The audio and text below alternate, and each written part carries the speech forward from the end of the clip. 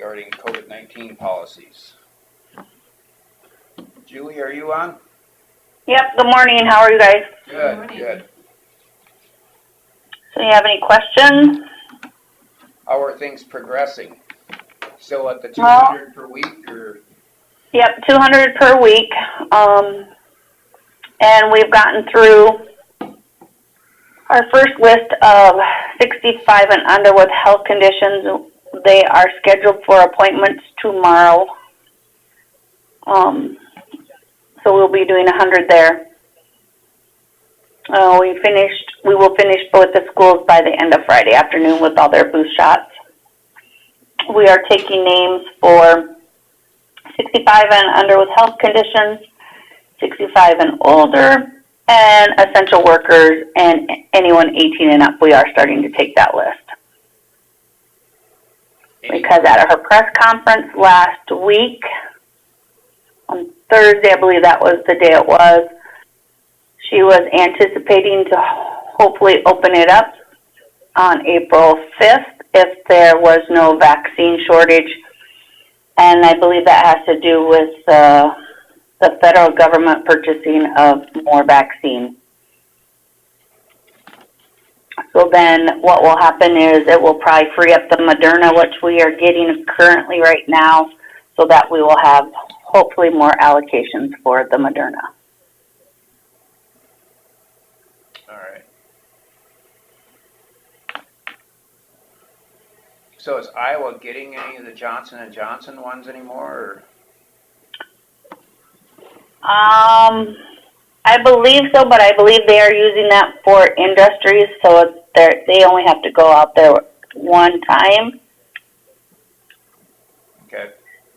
So I don't know of any counties in our area that has it. When people call, I just have them call the other counties because I don't know who has it and who does not have it. I was just curious where it's going, you know. Yeah, I believe it's going, what they said at our meeting on Fridays on our vaccination meetings, I believe it's going to the meatpacking plants and stuff like that, for that. I think that Winnebago would qualify on that level. Or They're having, I believe, someone come in and do theirs. And I believe they're getting Pfizer, but I'm not 100% sure. Oh, we're not doing Winnebago. No, because that's Hancock County. Oh, that's right. Most of it. we keep trying to get that back from them. We have 5% of Big Bertha, and we have the North Plant. So how do you divide that up in a situation like this then? Or it doesn't? It's all coming from Hancock? Does one source do all of Winnebago company? I believe so. Okay. Oh. We have a plant in Lake Mills, and we're just waiting to see what. We have an email out, Allison does, and we're just waiting to see more information back from them. All right. And we've given prime to some of our area manufacturers already. The last two weeks, I believe. All right. My weeks are running together, guys. Yeah, the last 2 weeks. So they'll be in that category. Yes, and they've received. Larson's received two. We had 2 clinics for prime for them, and we did Rembrandt and London's and things like that. And our partners are still doing their list and working through their list. Hy-Vee now is not getting the allocation, so that's why we are getting. We have 100 doses, and so then we split amongst the other 100 dose between Mercy and Millard. And that's the prime dose. Hy-Vee still is doing the boost dose to get caught up for the second shot of those people that they helped us with. All right. Anything else? Not that I can think of. Okay. If anyone wants to be on the list, they can call the office and we'll start taking names. I did send an email out to the county employees, and Andy sent one out to the city for me. Do you know, Julie, has Scott relayed that to everyone in his Yes. department? Yep, he has. Okay, Yep, he has. good. I sent it to the department, well, everyone that had the email, and asked them to forward that to their workers. So,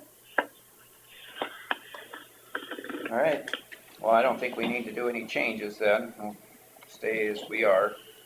all right. Okay. Thank you, guys. Thank you. Thanks, Julie. Apparently we have a correction to number 1 we have to address. Yes, I mistakenly did not put to award the bid for the Yeah, I was courthouse wondering roof on about there. that one. I had So it in can we, my package. amend the agenda to include that? So Bill made the motion originally. Would you care to make an amendment to the agenda to add the awarding of the bid for the courthouse roof? Yes. I'll Okay. second that. So I have a motion from Bill and a second from Susan to amend the motion to include we'll put it as number 10, correct? The awarding of the bid for the courthouse repairs on the roof. Any further discussion? Hearing none. All those in favor say aye. Aye. All those opposed, motion carries. I apologize for that. Yeah, I was gonna ask you It was this on the morning one earlier, in the email, wasn't it? the bids, The bids were, but Yeah, I we just didn't No, have it the on the agenda on agenda. the email. don't think Maybe so. not. I'm, Maybe I just assumed it was gonna be on there because I was here the day that they did it. yes, That's why it's in my head. But it's important to have it on the agenda for the purpose of locking in the price. yes. Yeah. Very important. Yes. I gotta write this. Morning, Chris. Good morning. Morning. Morning. What do we have for personnel matters? I have a part-time employee, Courtney Showerman, and I would like to move her to full-time. That was kind of the stipulation when she was hired. When she was hired this fall, we were kind of down in numbers with passports, and boy, this month. Nobody was traveling then. No. This month, they have gone way up, so she's been a busy gal. Yeah. We were averaging between 9 and 11 the last few months, and so far this month, we've had 33. Yeah, prices are cheap right now. Yeah. Just don't go to Miami Beach. Well, you can go there, just don't be naughty. I don't think I want to be I there. don't think. Well, no, yeah, you might. Don't go It anywhere. doesn't sound like it's safe either, I guess. That's not on our agenda. Why wouldn't it You be? could do an amendment. We better amend the agenda to get that on there. That needs to be discussed. I don't think it's important enough. Oh, all right. So now it's you determining what I things believe are I am the chair. Oh, yeah, I guess it is. That's right. I don't want to have a power play here, Bill, but Don't make me get up and do my, all right. So, any further discussion on, So when she was hired, the salary was discussed at that time Yes. then as well? I believe and so. you've been able to save on the budget by not having her full-time during the COVID? I have, and I budgeted for next year for full-time. So- Yeah. And this is a little below what I budgeted, so. I guess I would make a motion to approve the change in personnel in the recorder's office to put her to full-time. I'll second it. On a motion from Derby and a second from Jensel to approve the going to full-time for the position at the recorder's office. All those in favor say aye. Aye. Aye. All those opposed? Motion carries. Thanks, Chris. Thank you.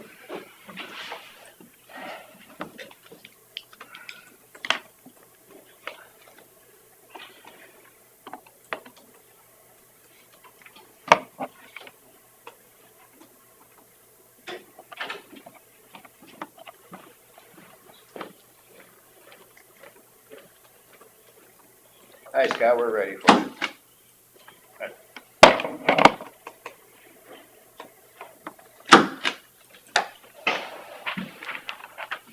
That was just laying on the desk. I have a feeling it was from another meeting. Yeah. That was just left here.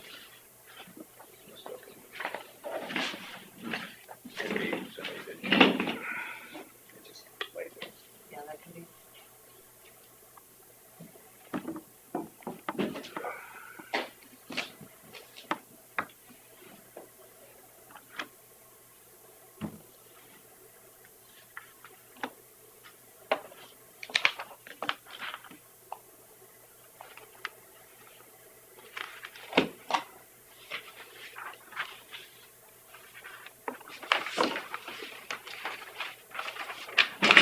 County claims, did everybody get a chance to look at the county claims while we're waiting?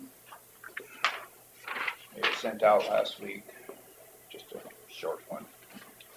I didn't have any questions. I'll make a motion to approve the county claims. Somehow Bill got way over there, Yeah, I better. you know, Join us if you like. make sure he gets in on that. I just thought maybe you guys are trying to social distance me even more. I was waiting for the table to be out there. There, now we can reach without having to. Don't get too close or we'll have to get the ruler out. It's down to 3 feet now, or, No, if you have maps, oh. that's the kids. Mm. But then that's an arbitrary, there's no science behind it, so. Yeah. Morning, Scott. Morning.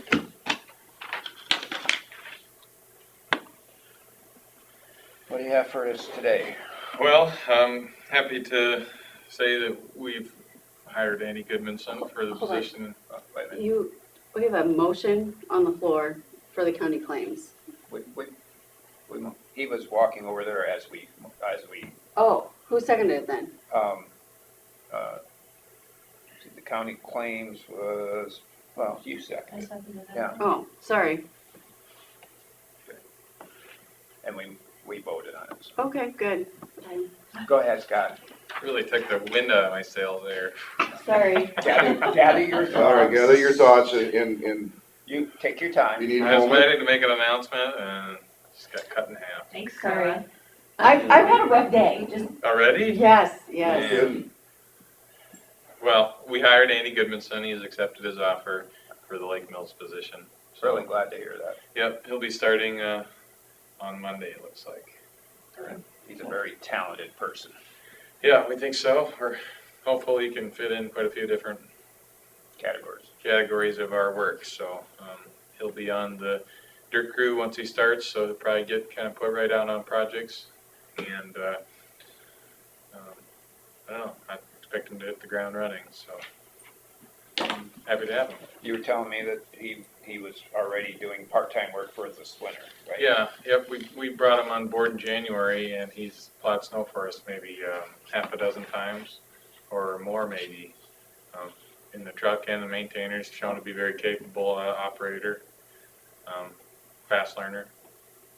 He's got some pretty good history at Ragnus Brothers doing similar work as what we're doing.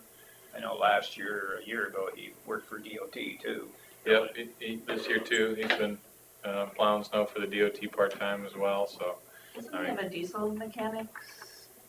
John Deere Tech, so it's, must be a little bit tailored more toward electronics and setting up equipment, stuff like that, so I wouldn't call it diesel tech, but it's definitely I would call it a relevant and valuable background. I think it's a 2-year program at, where is it, John Deere Tech? Can't remember. Hawkeye. I don't think so. Kelmar? There you go. Where at? Kelmar? My brother went there. Is that Northeast Iowa? Yep, that one. There you go, that's it. I took a program at NIAG for diesel mechanics for ag, and John Deere provided all the materials for it. Sure, maybe it's similar then. But I asked him quite a few questions about it, and it sounds like it's different than diesel mechanic, but it's tailored more toward tractors and, setting up electronics and all that kind of stuff, so definitely relevant. And been working for a farmer and doing some backhoe work and different operating equipment like that, so, like I said, I think he'll hit the ground running. That's good news then. So that's the main thing for staffing wise. We'll be up to full staff for the first time in several months, so that feels good. Really all said and done, we made it through the winter really well. Andy was a big part of that, he was available whenever we needed him. He made it work, so that was really helpful. Let's see, we got a couple calls about blading recently, and with the rain in the forecast, we held off, and once it dries up on Thursday, hopefully, we got every guy going on gravels, and we're out blading. So there's overall pretty good shape, but there's some that have gotten washboardy, and those need to be addressed. We'll try to get those first if we can. So I've got a question about the hours when they go to 410s. Sure. I would say as a rule of thumb, Memorial Day to Labor Day, Okay. but it depends on the conditions. I'm going to give you my opinion on that. I think this time of year, they should wait till at least Memorial Day, just to make sure the roads are in good condition. Because we have problems where it rains on Wednesday or Thursday, they can't be blading on those days, and Friday's a beautiful day to blade. Yeah. And I think you gain a lot by having 5 days a week through Memorial Day. Yeah, that's the clear disadvantage for sure. For going to 410s is you're gambling a little bit on which days are going to be the nice days to work. So If there was a floating day involved, yeah, if we could Or you just pick took a rainy each day week, off. we can just pick one. Yeah, that'd be the One ideal week, case. if you know the weather's gonna be good on Friday, work on Friday, and then take Monday off when it's raining, it's gonna rain or something. Yeah, have your cake and eat it too. but that's probably a bargaining thing we'd have to. Yeah, I mean, that'd be obviously ideal from a work standpoint, giving the guys the rain days off, but yeah, wouldn't probably be the most popular thing. But no, we'll wait. I mean, when's Memorial Day? Well, it depends on the. It's not the most popular thing for them, but it's the most popular thing for the people who see things not getting done on nice days. It's, But if the roads have, healed by May 1st, then, there's flexibility. Yeah, yep, I would agree. I think we're on the same page.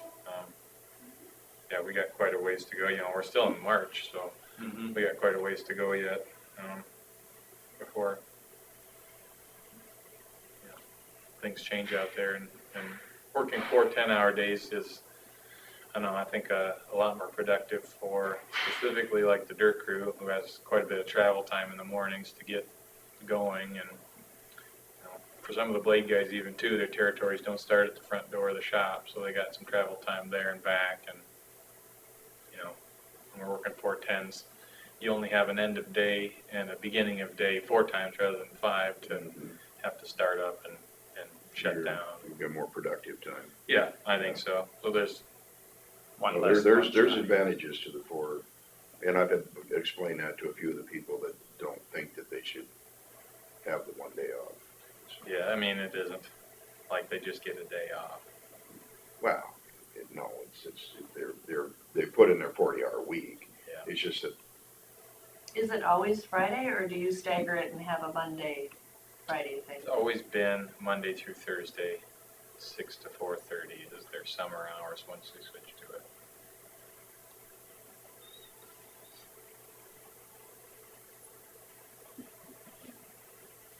And since they're a bargaining group, any change in that would probably, is that a policy within the department, or is that in the bargain?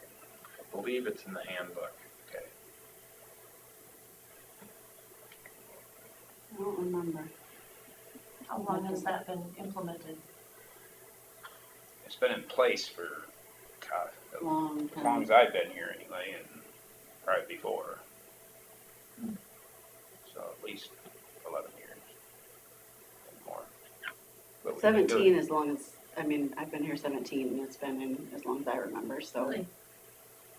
and I can remember it going back into the 90s, I think.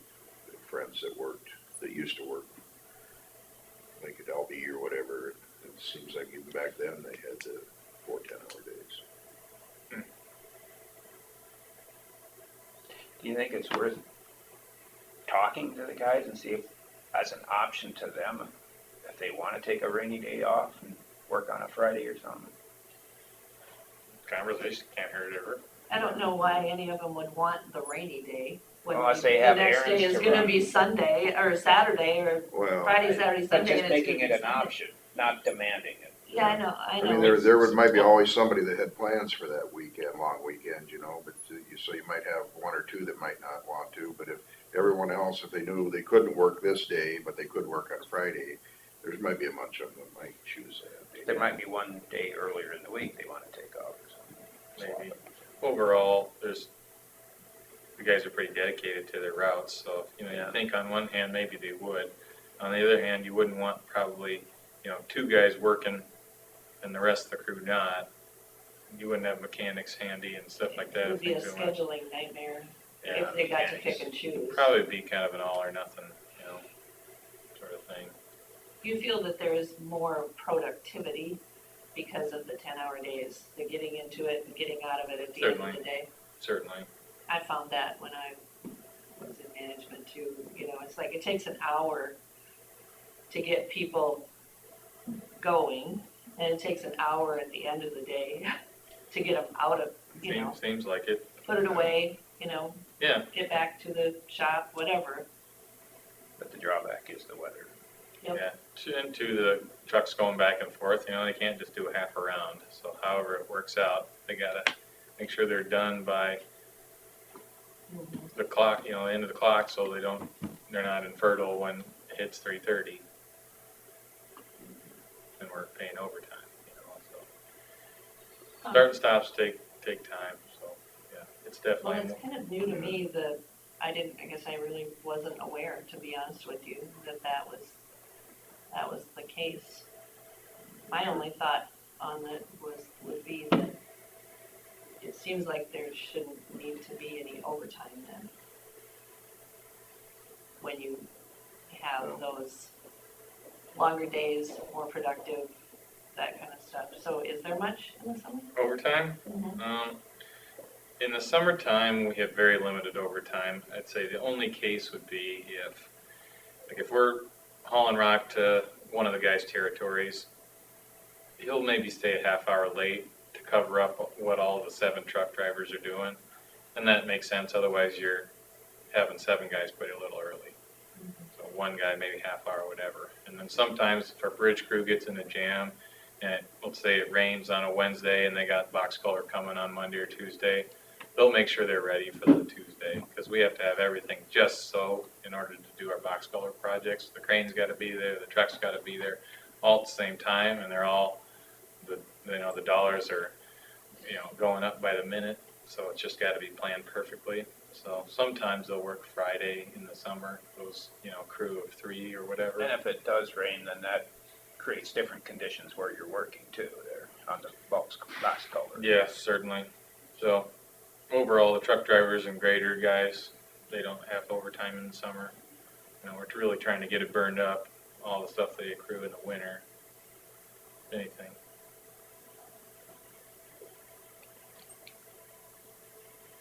All right, anything else? That's all I got. Okay, anybody have anything for roads?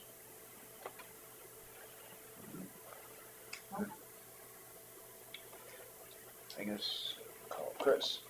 Chris She's is not here. not here. Nothing exciting. Got a couple beaver tails, 7 beaver tails in the other day, to be exact. Other than that, Wonderful. yeah. Where are they coming from then? Remember that? Mount Valley, section 16. Okay.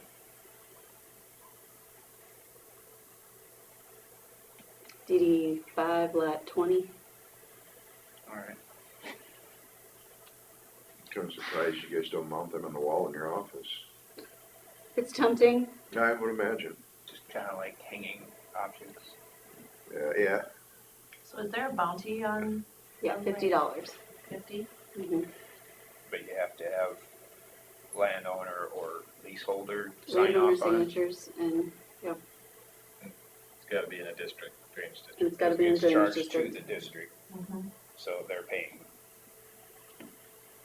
the landowners themselves can go out and take care of them. Most don't, but No, I mean, If you wanna become a trapper. Yeah. You could, yes. can you just shoot them? there's a season for them, so like there's all sorts of, So you can't just do it yeah. I think right now the season's open, but they trap them and then you have to bring in the tail to us and But then, if they're a nuisance animal in a, but there's somebody you have to contact and you have to get a you special can trap them collection. any time of year, You can can't do it you? out of season. Yeah, If you go through alright. it. Yeah, But the people that are just doing it recreationally or whatever, they've got a season they gotta work in. mhm. But if there's a specific drainage complaint, you can trap anytime. and just get permission from the DNR then? Otherwise, it might cost you a little. Or a lot? After that, you become a poacher. Anything else on drainage?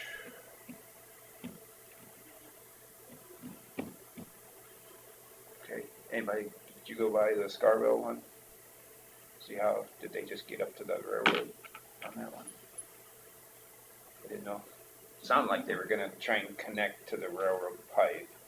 I've not been up there. I should just I drive up there today. Yeah, I think they were waiting on north of the railroad, but I think they might have connected the pipe to the one they put in. Is what their intent was. And they were waiting for the frost to get completely out of the ground before they did it across the road. How much is left? Frost? Is there much? You know? Left of what? Frost. Well, it's usually more in the road beds, Yeah, but we haven't done any digging to, I would say a lot of the fields are probably getting down there, especially after this. This will help they're a lot. baking with their blacktop and in the sun and stuff. Sometimes the road ditches and stuff, you know, at least they're the last places to melt. The far banks don't get any sun. So have you seen any frost boils and? Frost boils? Parking Haven't. lots, I haven't put a lot of gravel miles on this spring yet, but no, I haven't seen a lot. the roads have been good, but the parking lots are showing it now. Why is that? They always do. Oh. Actually, it's better than some years. Hasn't been horrible. But we'll Yeah, see after the spring. I've only noticed just a couple of frost boils. It's one down by my shop, there's always one there on that road, going to my dad's place. Yeah. But it's not near as bad as it was.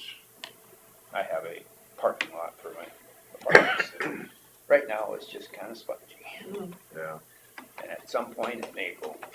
So I saw the email that you sent out with the proposed,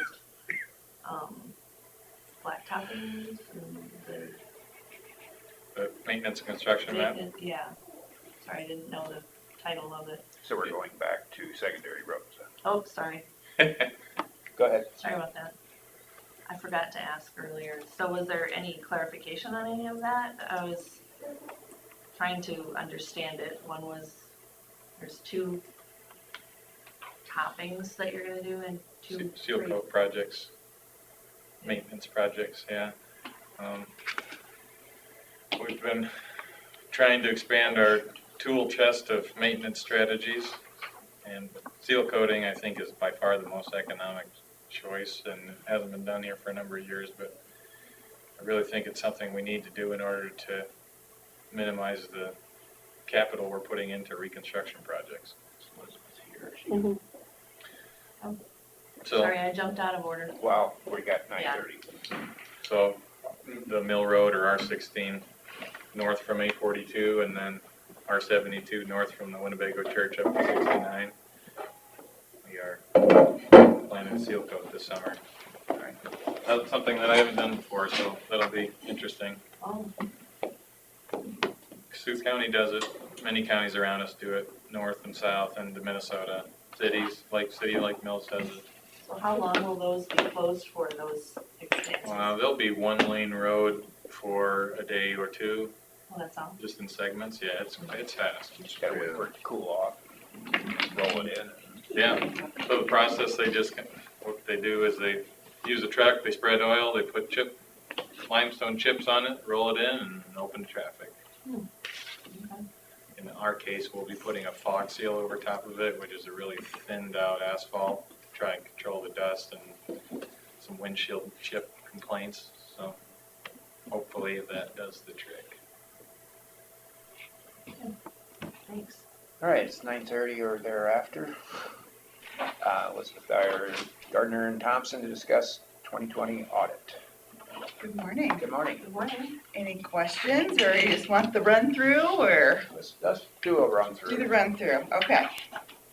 And I know Susan is new to all this, so this is pretty exciting. It's a little light reading, right? It is. You memorized it, right? Or you did not? No, I don't memorize anything if I can look it up. Well, we'll go through and hit the highlights, and if there's any questions, feel free to stop and ask, and yeah. Thank you.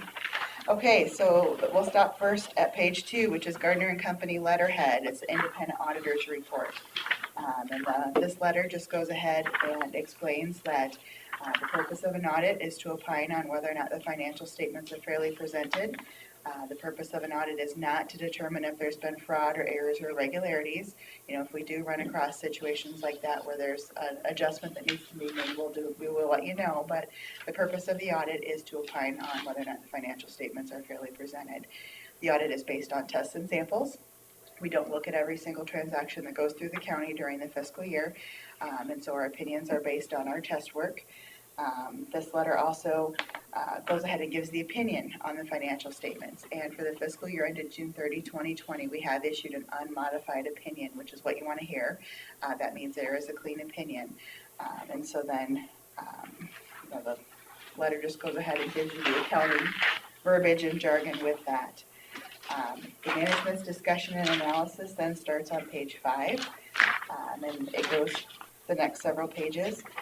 This is the county's opportunity to go ahead and talk about the financial highlights. It also goes into detail about how to use this report and the different pieces of this report. In this financial statements, we have modified accrual financial statements, we have full accrual financial statements, and then we also have a budget to cash comparison since the county budgets on the cash basis. So this management's discussion analysis just kind of goes through and explains all of that. There's also some comparative financial statement information. There's comparative statement of net position and statement of changes in net position on pages 7 and 8. So you can kind of go ahead and make some comparisons there where it's looking at fiscal 2020 and fiscal 19. There's also the county's opportunity to talk about some of the budgetary highlights, things that happened during fiscal 2020, amendments that were made. There's also some economic factors and next year's budgets and rates where the county is able to talk about the mindset and looking at the fiscal 21 budget. This also serves as kind of the introduction to the financial statements, and the actual financial statements then start on page 14. And like I said before, we do have the modified accrual, full accrual, and cash basis. So on page 14, which is Exhibit A, and then on page 16, which is Exhibit B, we have the statement of net position and the statement of changes in net position. And these are your full accrual financial statements. They include all of your capital assets and related long-term debt. This is the most similar to what you would see in the private sector, where you're looking at the changes in the net position and where the net position is at. And for this fiscal year, we did have an increase of $2.6 million in the county's net position, which is pretty healthy, and that's what you want to see. So then, following that, on Exhibit C and Exhibit E, we have the modified accrual financial statements, which these do not include capital assets. They do not include the long-term debt. There is a 60-day accrual period that captures the payables and receivables for this. This also mirrors the Department of Management's GAAP report that Carla has to file with the Department of Management by December 1st every year. And so then, like I said, on page 22 then, which is Exhibit D, and on page 27, we have the reconciliations. And these two reconciliations step you through how to get from the modified accrual to the full accrual financial statement. So it kind of walks you through all the adjustments on how to get from one set of financial statements to the other. Kind of lays it all out for you. So then the next place we can stop then is Exhibit G, H, and I. This is the statement of net position, statement of changes, and statement of cash flows for your proprietary fund, which is your health insurance fund. This year, as you can see on page 30, there was a net loss of about $5,000. So that was budgeted for pretty closely, so that's, you like the small. Exhibit J and Exhibit K. These are the statement of fiduciary net position and the statement of change in fiduciary net position for the custodial funds. We did have to implement GASB 84 this fiscal year, which changes the definition of fiduciary activities. And so in the past, this has just been an asset and liability. There's been no net position. GASB statement number 84 changed that, where you had to go through and determine if some of these funds were supposed to have net position or not. So these custodial funds are like your counties, or your corporations, your schools, your townships, the tax collecting entities where the county is collecting the tax and then remitting it. It's also your assessor and 911, where you're going ahead and you're collecting tax or surcharge for those organizations, and then you're paying those bills for them. So like with the assessor, not everything that is collected in June is paid out in July. You're holding some of that fund balance for future expenditures, and same with your 911. So all of a sudden you have fund net position now. So because GASB 84 had to go ahead and calculate that net position, we had to do a restatement of beginning balances, which we'll get that later in the notes where it kind of walks through that, where we had to retroactively restate July 1st, 2019's beginning balance to account for that net position with the change in the GASBs. So, but on exhibit... What implemented the GASB 84? What brought forth GASB 84? The Governmental Accounting Standards Board is the governing body of the governmental accounting world. In the And state? in the US.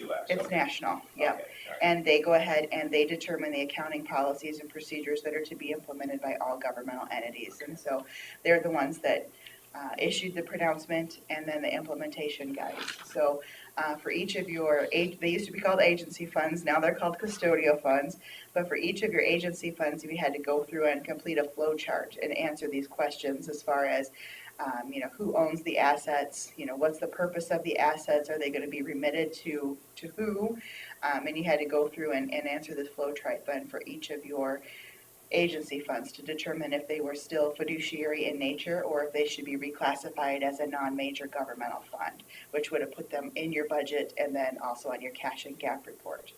So for this county, you didn't have any changes. Everything that had been previously classified as agency is now classified as custodial.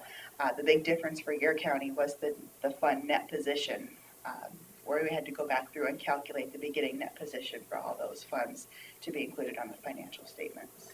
And the reason for changing it? Because the GASB, the Governmental Accounting Standards Board, felt that this was a clear financial picture. More transparency, I suppose. Yep. They wanted to give us more to do, Bill. She said. I Yeah. was just gonna say, is there anything that it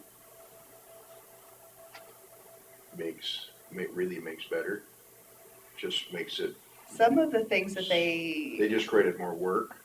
they do, and then it is a clearer picture because like with your cities and your schools and your townships that you're collecting those taxes for,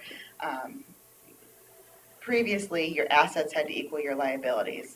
Well, like with your succeeding your property tax, you would have to show all of that as a due to other government. So, say you're supposed to collect $5 million for the schools for the next fiscal year, you were showing that is part of your financial statements that's due to other governments. Well, really, only 1 month of collections is really due to other governments. The rest of it is going to be deferred collections. So there's some benefit to it. And like with the assessors and the 911, they do have a fund balance. They're very similar to what your mental health or your rural services would be, where that fund balance is rolling over to be available for being spent in the next fiscal year. So, you know, and it hadn't been reported that way prior to the implementation of GASB 84. It had just been classified as due to other government. It didn't really show, you know, what the fund balance was at the end of that year. It was just saying that everything we've collected is due to somebody else, but it really hadn't given you much verification. So is the benefit worth the extra effort? We don't really have a choice, so Well, but it I doesn't mean, matter. it doesn't- We Well, I'm just- just saying from a work, I mean, when they create more work, sometimes you have to add more staff in order to take care of it, Yeah. so. Well, and luckily with this one, it's an implementation and it's done. You know, we went ahead and we did the implementation for this year. And, you know, going forward, it's all done. You don't ever have to make the determination again because the determination's been documented in the audit working papers. So we've got the flow charts for each of your funds showing how it was determined to be a fiduciary activity or not, and if it was custodial in nature or otherwise, and then, you know, you just go on about your way and everything's all set up and it'll roll forward. Now, with the implementation of GASB 87, which is coming up in a couple of years, which I think you probably just had class on that too. I don't know if they talked about it or We not. didn't Got talk pushed about back. that one yet. But with the implementation of GASB 87, it changes the way you look at leases. And so that's going to be a lot of extra work for your county auditor's office every year because of the recording and the documentation is going to be required for If you these, have leases. if you have leases. And we do. Generally, most of the counties that we deal with have leases for copy machines and postage machines. You know, most everything else is a purchase, like secondary roads equipment or sheriff's vehicles, public health vehicles. You know, most of those are purchase, so we don't really have a lot of leases to deal with. We've only got one leased machine left now, don't we? No, we have quite a few, unfortunately.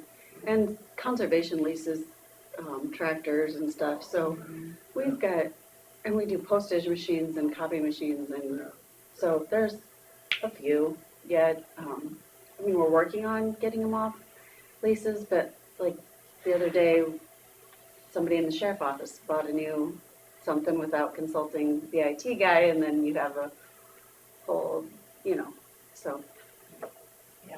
And at least with GASB 87, we got a little bit of a heads up, a little bit of leeway so that you can obtain the proper documentation when you're entering into those leases. A lot of leases for copy machines don't have a stated interest rate on them. Well, that's something you have to have for the implementation of GASB 87. So, you know, they've got given you a little time to, as you work into those new leases, then you can make sure you have all the documentation. What year is that then? It's going to be for fiscal 22 right now. It was supposed to be fiscal 21, but then with COVID, they went ahead and they pushed the implementation off for a year. Is that just, they're gonna need all sorts of classes and things like that to I think prepare them? ISAC is pretty much handling Yeah, trading, so. and hopefully, like with this one week, just this GASB 84, they did the training on March 11th, and our audit was Already in did. February, so Elizabeth prepared this for me because they didn't get the training to us in time, so. They were supposed to have done the training last year at ISAC, you know, spring and summer school, and with COVID, everything just, they were more worried about that, and then with it being an election year also, the election pretty much took center stage, and a lot of the training just didn't happen because of that. Mhm. All right. Okay, so then starting on page 34, we have the notes to financial statements. And this goes ahead and it talks about all the significant accounting policies and procedures. It gives a lot of definitions as far as what the accounting verbiage and terminology is. It also gives supporting detail and documentation for the amount stated on the financial statements. It includes capital asset activity. It talks about your debt, gives the amortization schedules for your debt.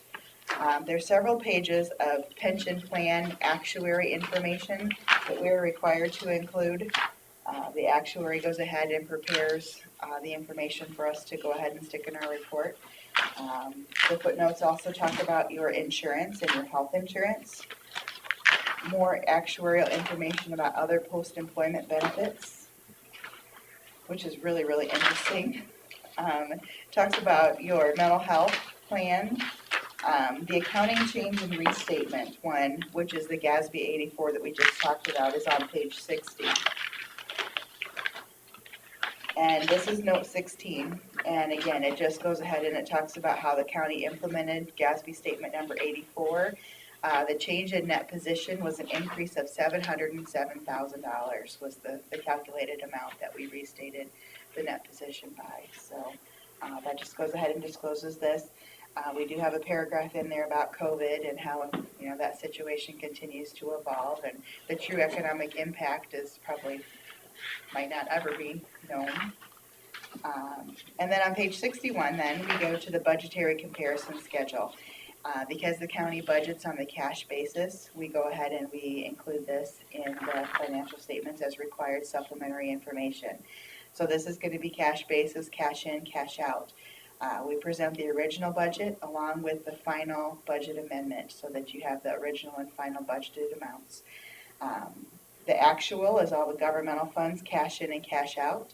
The column titled less funds not required to be budgeted is your drainage because it's not included on your budget documents. So we pull it out for the comparison to get to the net amount. And then we compare the final to the net and show the variances. In the pages following that is just some more information about the budget and the required supplementary information. We have a couple required schedules for your IPERS. IPERS contributions for the last 10 years and some of the other notes. Starting on page 68 then, we have your non-major governmental funds. So in the front of the book with the financial statements, we have a column that's titled non-major governmental. These schedules in the back here go ahead and show all those smaller funds in detail, so that way you have that information as well. And so Schedule 1 is going to be your combining balance sheet. Schedule 2 is going to be your combining schedule of revenues, expenditures, and changes. And again, that supports that non-major column.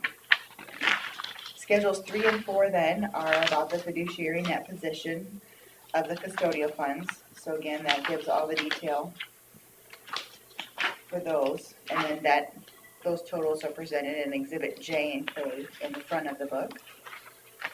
And then on Schedule 5, we've got the last 10 years of history for revenues and expenditures for your governmental funds. So you have some comparative analysis there. And then starting on page 82, we get into the findings. So 82 is on Gardner and Company letterhead. This is the independent auditor's report on internal control over financial reporting and compliance. So in addition to going ahead and opining on whether or not the financial statements are fairly presented, we also do some code compliance checks and we look at internal control. We're looking at segregation of duties and things like that. And so this letter, again, just goes ahead and explains that our findings are based on tests and samples. We don't look at every single transaction that could have had an effect on those findings. We talk about having material weaknesses and significant deficiencies. We do have a material weakness, which is the segregation of duties. The material weakness is a little more severe than what a significant deficiency is. And the significant deficiency is the preparation of the full disclosure financial statements. And those findings start on page 84. Segregation of duties you're going to have every year just because of the small office staff. You can't entirely segregate all of the duties that are involved with the recording of a transaction. And that finding kind of goes ahead and explains that it's possible that one employee would handle one transaction from its inception to completion. So, that's always going to be an issue. We do talk with the department heads and elected officials about cross-training employees and, switching it up a little bit. When someone's gone on vacation, you should have somebody stepping in and doing those duties, not just waiting for them to get back. That's all good practice. The second finding then is preparation of full disclosure financial statements. Because you don't have a CPA on staff that prepares the GAAP report and also the full accrual financial statement, I'm required to go ahead and put this finding in because we assist with that. On page 85 then, we also start with the findings about statutory reporting. And this is the code compliance piece of it, where we get a code compliance guide from the state auditor's office every year where they kind of have areas that they would like for us to look into. And then we have other things that we kind of do on a rotating basis where we're spot checking code compliance and then reporting on our findings. So the first one we have is on the certified budget. We had disbursements in certain departments during the year that had exceeded the amounts appropriated. So the recommendation is just to go ahead and keep an eye on those departments and don't let them spend it if they don't have it appropriated. We did also have questionable expenditures this year, and that starts on page 85 and goes to 86. And there were some late fees that were paid to IPERS this year that we noted during test work. And so questionable expenditures are kind of a hot topic with Auditor Rob Sand right now. So that's something he's really having us focus on is questionable expenditures and then also related parties. So, you know, just be looking at the claims and making sure that there's public purpose documented then for some of those, for those expenditures. With the business transactions then, finding number 4, the Code of Iowa actually changed for this fiscal year.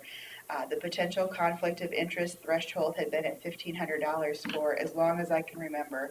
And with the code update this year, they did raise that threshold to $6,000. So this year, we do have 2 entities that have the transactions less than $6,000, and we have one that has greater than $6,000 worth of business during the fiscal year.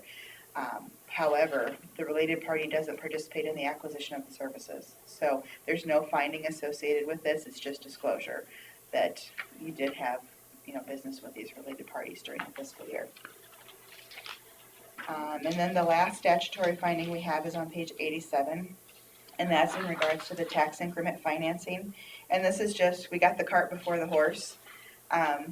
When you're spending TIF money on TIF obligations, those obligations must be certified by the county auditor before you can use TIF dollars to pay for those obligations. Well, the payments were made before the debt had been, or the obligation had been certified. So it's already been corrected. We're gonna be fine going forward, so. Where did you note that at? It's on page 87, the tax increment financing. I see it. It's the very last one. Yep, TIF is very particular with the order of things and how it needs to flow, and just got the cart before the horse, so. But it's fixed and those obligations have now been certified and you're good to go, so. That's what we had for report findings. We did have a couple other non-report findings, which these are things that either are not material enough to be included in here, or they're not a code compliance thing where we're, you know, testing a specific Code of Iowa code section. But they're things that also need to be brought to, you know, the board's attention.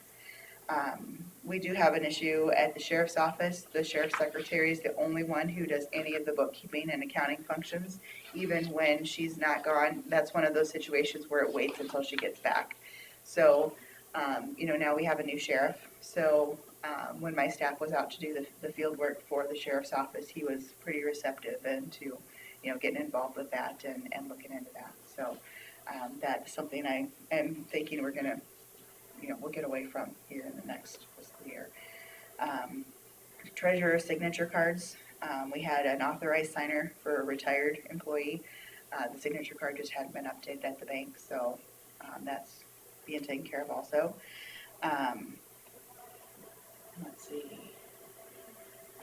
The big one is about the Friends of Conservation payment.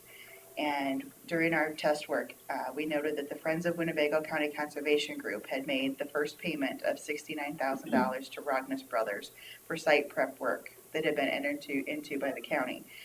There wasn't any formal agreement or contract between Winnebago County and the Friends of Winnebago County Conservation to split the costs of the project.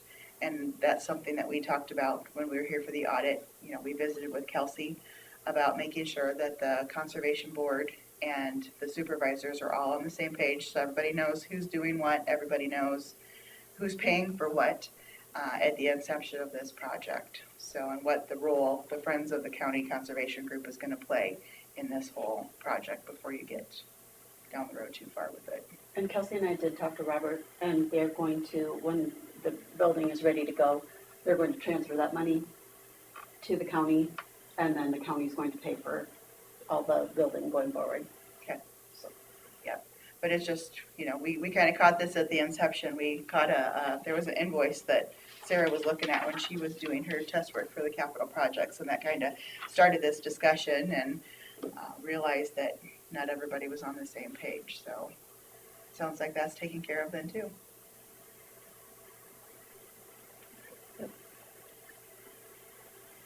All right, any Any questions? questions, concerns? It's hard to see all the little knots in the tangled web.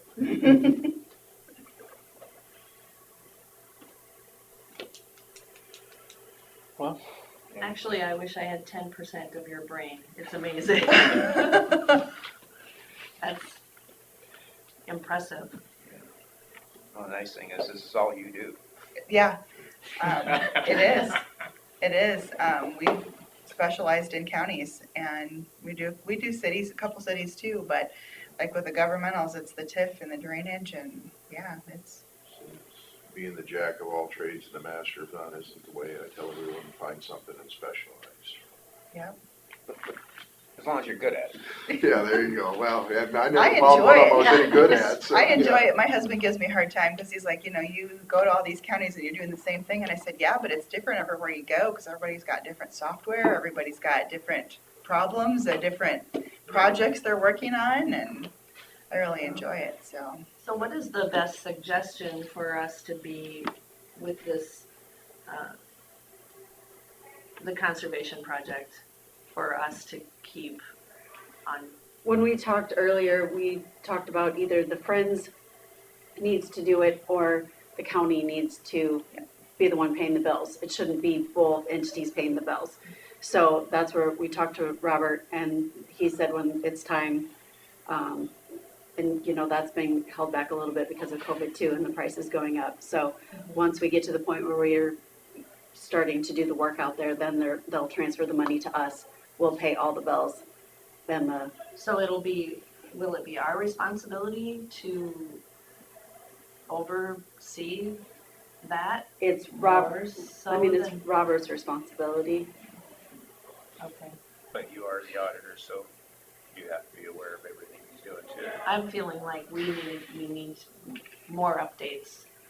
And that's More on where that. we talked about too, is sometimes, well, do you want to talk about that, the boards? And I mean, I think you've already touched on that, but Sometimes autonomous boards are just on a different page than where the supervisors are at.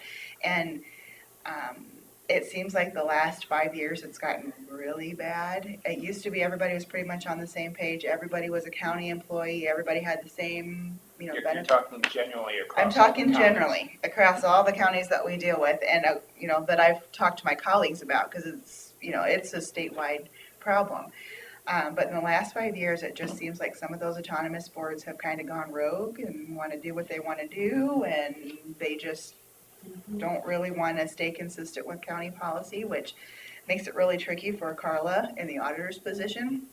When she sees, I will use the wages as an example. When Carla sees that public health is going to give a 10% raise, because their board says this, and the assessors, give a big raise because their conference board said this, but yet the compensation board and the supervisors have approved maybe a 2% raise for the rest of the county employees, where it used to be pretty uniform, where the compensation board kind of led the way with what the recommendation, and that kind of goes with what the unions do too. If you have unions involved, that usually the unions and the compensation board kind of dictated what happened, and then it was consistent throughout the county. Well, that doesn't really. But is there a section Necessarily. of code that says you can't? Is there, pardon? Is there a section of code that says they can't set their own? No, they can. Yeah. It's just been the practice that To keep it's it been consistent. consistent, yeah. And I'm just using that as an example, because that's one of the easiest examples. And that's generally something that the supervisors have seen, where one board will do something and another board will be clear off on the other end of the spectrum. So, with those autonomous boards, it's just important that there's good communication, and some of our counties will have a supervisor be a liaison. Like with the conference board, you guys are actually part of that board. Say that one we've got, but the rest of them we're not. And we have somebody on public health.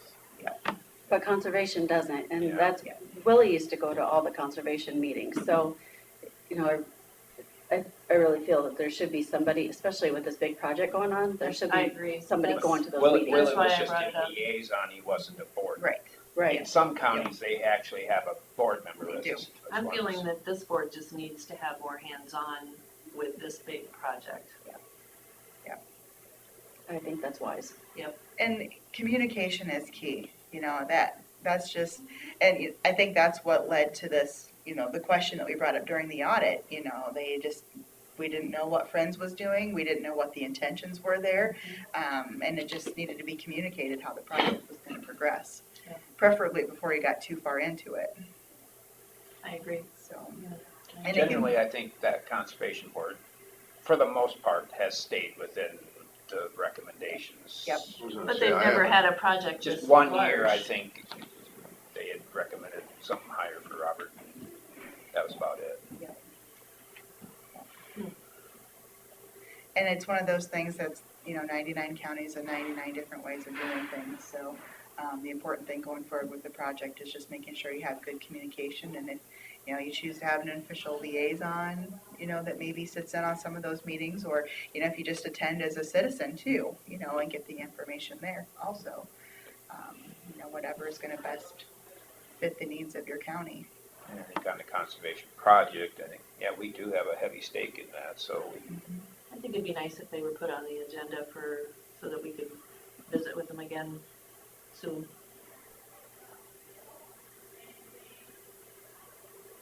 Any other questions, concerns? First time I've seen one of these, and I'm pretty impressed. It's a lot of information, It's pretty so, cool, though. well, if you ever have questions, I love this, I'm a nerd, I can talk about this for days, so if you ever, I can if you tell. ever wanted. That's why I said I More only want about information. 10% of your brain. That's amazing. You're always willing to enlighten us with the cranial cogitations from your illuminating discourse. Exactly, That's, yes. I love doing this, so, well, thank you. Thank you. okay, you're welcome. We should have had the stand for over there, shouldn't we? The stand is being used. Oh. Sorry about that. That's all right. Okay, do you need anything else, or? Not right now. I'll email you if I do. I know you will. Okay. Thank you. Thank you, Elizabeth. Thank you. Yep. Actually, you deserve this. yeah, there we go, yep. Thank you. It's below the bribery, $2.99. Yeah. Yeah, there you go. Yeah, exactly. just to make it clear. Yeah. Thank you, it's always entertaining. Thanks. All right, consider for appointing Matt Helgeson as Norway Township trustee. Sounds like, I talked to Gary Helgeson and he said that somebody had stepped down, so, Gary stepped down. oh, Gary stepped down. Yes. Okay. He didn't mention that, he said we had an opening. Yeah. Oh, he's just passing the baton then. Yeah. So, you wanna make that motion, Sue? I'll make the motion that Matt Helgeson be appointed as Norway Township clerk. I'll second it. Got a motion from Smith and a second from Jensvold to appoint Matt Helgeson as Norway Township Clerk. Any further discussion? Hearing none, all those in favor say aye. Aye. Aye. All those opposed? Motion carries. Open forum. Gave you that hog confinement thingamajobber. Do you have a signature one? Yeah, Chris isn't here, so I forgot to print that, so. All right, okay. Okay, anything else for open, oh, we have, anything else for open forum? All right. Number 10, award contract for the roofing project. Everybody received his mail.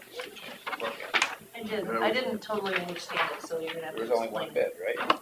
That's what I was Yes. questioning. Only So one bid. the only other question is, the alternate is $3,000 if we want to use copper versus, whatever metal is, on the specs. So, you just need to let us know if you want to use the copper or the other metal. And that's just for that pan part, nothing that shows. Some of it shows. Well, see, Is, is it in the valleys? I don't know, maybe I should call Kevin. I don't know if I have this stuff with me. I might have it. Sandy's out there all messed up. oh, sure. Glitter. It's on the bell tower, the copper, isn't it?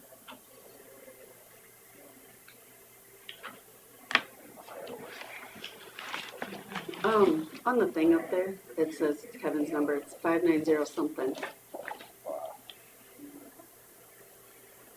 And is the copper better? Is it 5703? Let's try it. I got it. I think so. Certainly more historical. Yeah, Good. It also turns green if you like green. yes, it does. Hey, are you around? Can you stop by? We're talking about the roof. Yeah, just wondering about the copper, where that is. Okay, thanks. Bye. She'll be right. Yeah. I should have told you to tell him to take the nail gun out of his hand and get in here. Did you get that one? I'm gonna steal this so I don't forget to take it back. Midwest Amicable. Yeah, I already just chose paid to to not put do it it. in mine and then left it lay on my desk. Did he indicate who his subs were?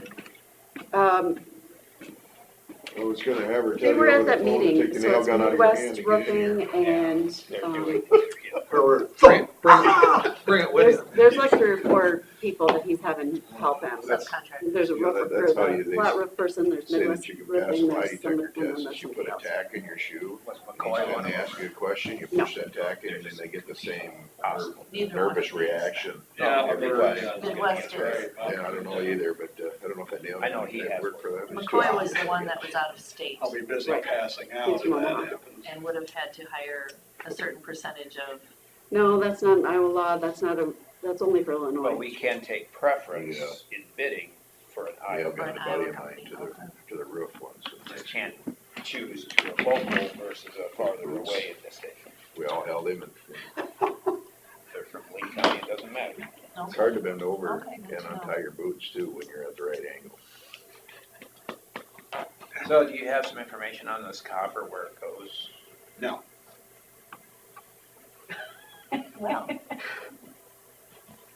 all I got was when Gary was here, I believe it was in the valleys instead of 10. I'm not gonna guarantee that, but that was my understanding. And I also thought that that had been kind of waived off, so I guess I didn't do any more. It's an option. I didn't know if there was any edges involved or. Is there, well, what is it, 3,000 extra? Yeah. And my question, I guess, is the copper last longer than the tin? Is Or it durable enough? is it- I don't know, look at the roof down the street. They put on that copper new, 4 or 5 years ago, and it's as brown as anything now. Yeah, but I'm just talking the life of the product as far as, That, I didn't pursue it because I didn't honestly think. I forgot to answer that question too when they were, I guess personally, in my experiences, if it's just a functional thing and it's not really aesthetic, not, if we're yeah. trying to make a statement, it's not cosmetic, so. I don't see any reason for it. Now, is there copper in the bell tower too? Up in there? There's some I'm gonna call them pass-throughs, like a scupper that I think are copper, All right, you yeah, know, this big. yeah, all right. But as far as any sheeting, not that I'm aware of now. I wonder if it's easier to work with. Can you form better with copper? Should I call Dave? I think, Yeah, call kind of Thomas nice or to know. Dave. because you can form copper easier than. Yeah, it's more malleable. Yeah. Of course, they have some versions of that Valley tin that is pretty pliable too.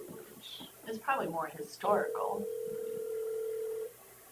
But Yeah, but nobody knows about it until we start talking about it now. So. Yeah, it's not.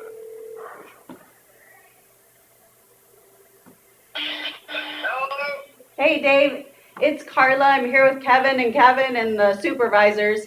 And we're just Yeah. talking about the copper for the bid. Yes. Can you tell us a reason why we would use the copper versus whatever metal we would use? The copper will bend a little bit better where we're not straight. The other thing about copper is it does not rust. If it scratches, it's still the same color. The other material will show, a little bit more, as you're working and stuff. I mean, by rights, there shouldn't be any scratches or anything on it, but it's a dang big roof above you. The copper's just, and the big thing to me probably would be the fact that it's softer. So, because if you were to draw a straight line from the top to the bottom, it's a long ways from perfect. So it's maybe a little high, a little low, and it'll just kind of bend in there a little bit more because you can kind of, if you tap on it a little bit, it kind of softens and bends to your surface. So you'll have fewer wrinkles probably. Correct. That'd be a good way to put it. I hate wrinkles. And maybe less obvious. Yes. Okay. Your That's- recommendation would be to go with the copper then, especially being the BU using it? Well, I kind of think it's an okay idea. I mean, I don't want to spend your money for you, but it will bend. It will show a few less of those scars, so to speak, because it just blends in. So it's not that those scars, unless those scars turn to rust. What's up there now was galvanized that was put on, and they're all rusty. Oh, So it's only been 20 years. Yeah. I guess that's all I can tell you. So Okay. Good information. And if they weren't all rusty, could you have reused them, or wouldn't you have? I can't see how you would. I don't think it's a good idea. I think we need to start over. We're doing so much. I don't think that'd be a good idea to reuse what's up there. You'd have extra holes. Yeah, well, I wasn't Yeah, thinking. that's the big thing is there's a lot of extra holes. Because, that was put on, and then those valleys, when all the work in the attic was done, most all those valleys came out. And there was new wood put in underneath them and stuff. And then all that stuff had to be temporary. And then once we got everything all redone, then everything had to be nailed back. So it's probably equal to 2 roofs that have been on there as far as the nail holes where the shingles are nailed on.